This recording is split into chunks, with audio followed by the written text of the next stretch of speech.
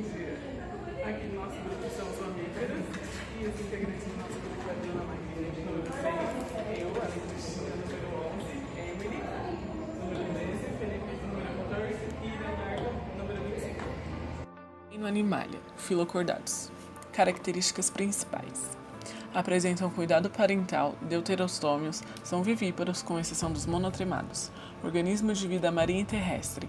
Possuem glândulas mamárias, coração em 4 câmaras, respiração pulmonar, tronco dividido entre tórax e abdômen, presença de pelos ou cabelos em pelo menos um estágio de vida, endodérmicos, ou seja, de sangue quente com exceção do rato topeira pelado. Possuem glândulas sudoríparas e sebáceas. Glândulas mamárias. Todos os mamíferos possuem glândulas mamárias, porém são mais desenvolvidas nas fêmeas. Após o nascimento, os filhotes são amamentados pelas fêmeas com o leite produzido nessas glândulas.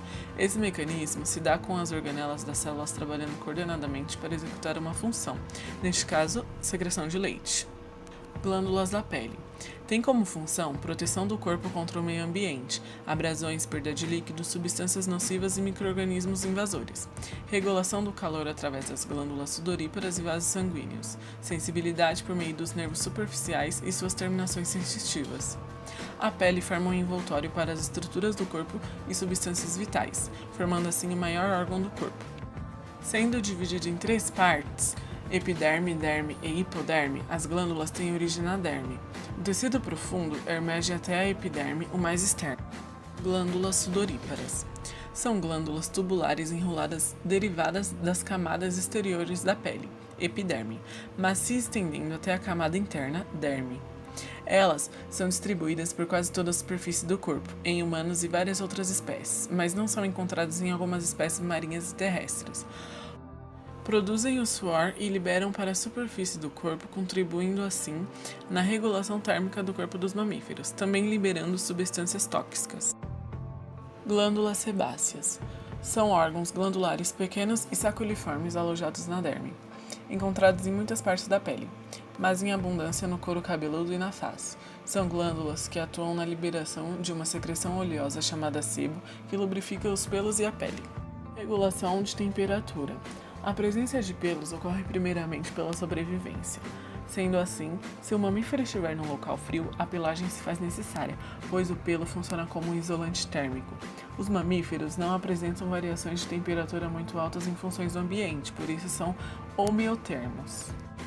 A necessidade de pelos se dá por outros motivos, tais como atuar como uma camada de tecido adiposo, gordura sob a pele, denominada hipoderme ou panículo adiposo. Sua obtenção de calor, que regula sua temperatura interna, é semelhante às das aves. São animais endodérmicos, logo, precisam se alimentar em pequenos intervalos de tempo para conseguir obter energia e calor, podendo assim manter suas altas taxas metabólicas. As glândulas sudoríparas têm grande importância na regulação de temperatura. No processo de liberação do suor, ao evaporar, promove perda de calor à pele, resfriando o corpo.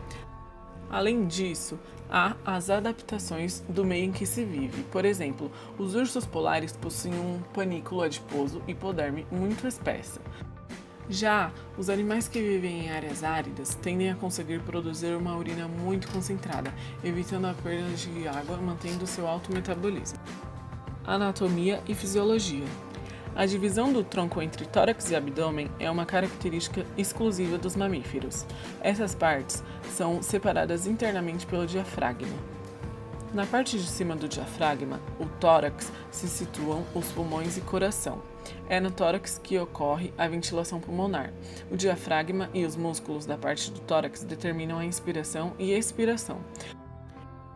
Uma característica exclusiva dos mamíferos é a ausência de núcleo nas hemácias adultas. As células que originam as hemácias possuem núcleo de início de sua formação na medula óssea vermelha, mas com o tempo se tornam anucleadas. Isso apenas não ocorre no grupo dos camelos dromedários. O sistema respiratório é composto das vias aéreas e os pulmões. As vias aéreas são todos os caminhos em que se leva ar aos pulmões e os joga para fora. São eles cavidades nasais, faringe, laringe, trânquea, brônquios e bronquíolos. Os pulmões dos mamíferos são esponjosos, porque sua organização se baseia em alvéolos, estruturas muito pequenas, formando ramos muito irrigados por vasos sanguíneos. É neles onde ocorre a troca gasosa entre o ar e o sangue que circula pelos capilares. O ar entra pela cavidade nasal ou pela boca, passa pela faringe e se dirige para a laringe e a caminho dos pulmões. Depois chega nos brônquios, se divide em dois, conectando o pulmão esquerdo com o direito. Cada brônquio se ramifica em bronquíolos e eles se desbocam nos alvéolos pulmonares, onde ocorrem as trocas gasosas. Sistema circulatório. Circulação fechada. Nos vertebrados, o sangue circula pelo organismo porque é bombeado pelo coração. Nos mamíferos, o coração se divide em 4 câmeras, 2 átrios e 2 ventrículos. O sangue sem oxigênio passa por uma veia chamada veia cava, e o sangue com oxigênio passa pela artéria aorta, a artéria mais importante do corpo.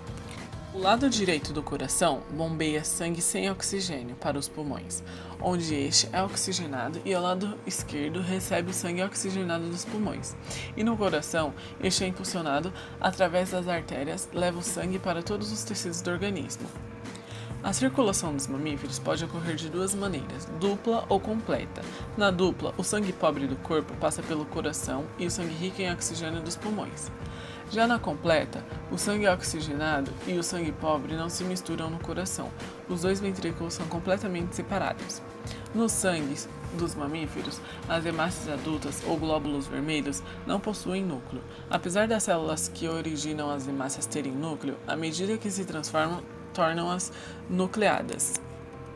Sistema digestório. Completo, formado pelo trato digestório, o qual é composto pela boca, esôfago, estômago, intestino delgado e grosso, além das glândulas anexas como o fígado. A alimentação dos mamíferos é muito variada. Por isso, seus sistemas digestivos apresentam diferenças. Os insetívoros têm os dentes pontudos para que consigam quebrar o exoesqueleto duro dos insetos e têm também o intestino pequeno. Os herbívoros ruminantes, como as vacas, têm trato como 4 câmeras e um longo intestino para que a celulose seja efetivamente quebrada e os nutrientes absorvidos. Os herbívoros não ruminantes, como os coelhos, têm um intestino longo. Os carnívoros têm um intestino pequeno. Sistema nervoso. O sistema nervoso dos mamíferos é composto pelo sistema nervoso central e periférico. O principal órgão do central é o encéfalo, que apresenta diversos lobos e inúmeras células nervosas, gerando uma complexidade de comportamentos. O periférico é composto por nervos distribuídos pelo corpo pela coluna vertebral. O sistema sensorial varia conforme os hábitos dos animais. Os animais noturnos têm o olfato bem desenvolvido, já a visão é mais apurada em animais de hábitos diurno. Sistema esquelético. O sistema esquelético é composto de ossos e cartilagens. Tem como função sustentação do organismo, apoio para o corpo, proteção de estruturas vitais, coração, pulmões e cérebro, base mecânica para o movimento, armazenamento de sais, cálcio, por exemplo, hematopoética, suprimento contínuo de células sanguíneas novas.